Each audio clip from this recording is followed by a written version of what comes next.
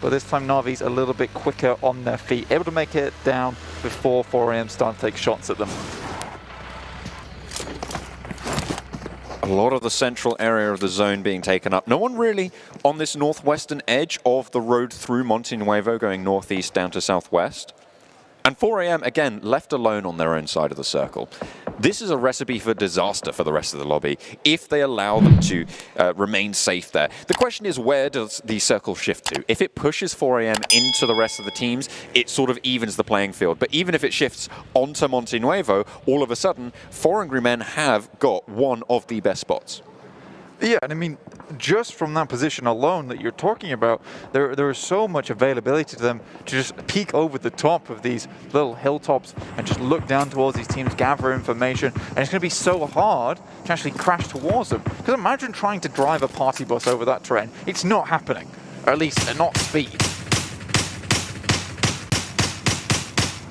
Paraboy landing shots over towards Dante, A1.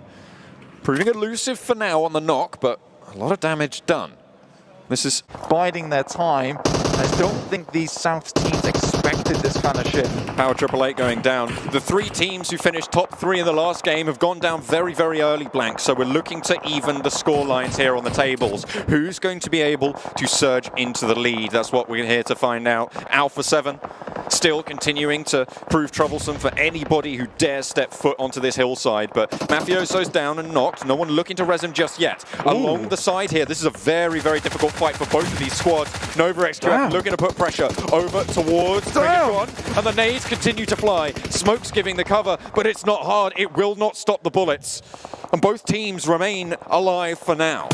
Bigetron took a huge amount of shrapnel, but the bandages were already halfway around the arms by the time they came through. King is taking a massive amount of damage, and these nades are what is coming in massively handy. These smokes might just start to dissipate very soon, and all the while, NOVA-XQF trying to find a better position here. And neither of these teams are in the next circle, Blank. They're going to have to move. There is a clock on the fight, and they have to try and pull the trigger. Already, Order sending out, getting them a forward position. Bigetron might try and push, but they have the back door now. They're in the circle as well if they move to Order's spot. The question is, can they stay safe from the northern side? They'll have to wait and see. Between a rock and a hard place, do you choose Bigetron or do you choose the risky push? It might be that they can strike out towards Bigetron as Zuxi goes down, Ryzen falls, and now it's Microboy and Luxy left alive. Out in the blue, Paraboy tries to get an off angle, and NOVA-XQF stay alive for now. Microboy takes bended knee, and one player now standing for Bigetron. That was such a fantastic hold from Paraboy.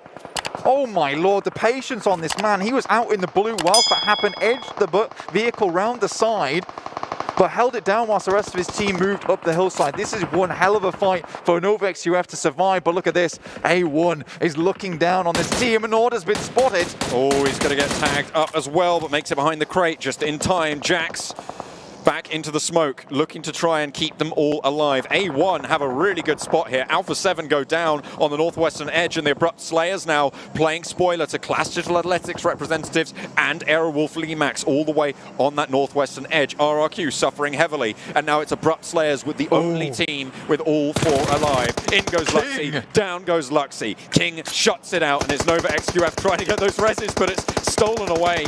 It's pincered out, and it's A1 to try and shut it down. Jax has to come down off this hillside. You can see him dropping the smokes now, but he's done his job. He's provided so much cover towards Sinister that he can live on for a little bit longer, but these smokes, they are going to be removed from the battlefield very soon. You see Abrupt Slayers off in the distance, but right now, NOVA-XQF, they're clinging on, but there's really not a lot of cover here. That is, unless you get another loot box dropped on your head. Oh, Abrupt Slayers looking to try and swarm around Solus. They are the piranhas right now, Blank. And Solus will have to move. He'll have to get out eventually over the hillside, looking for a nade, looking for a knock, but really not going to find too much.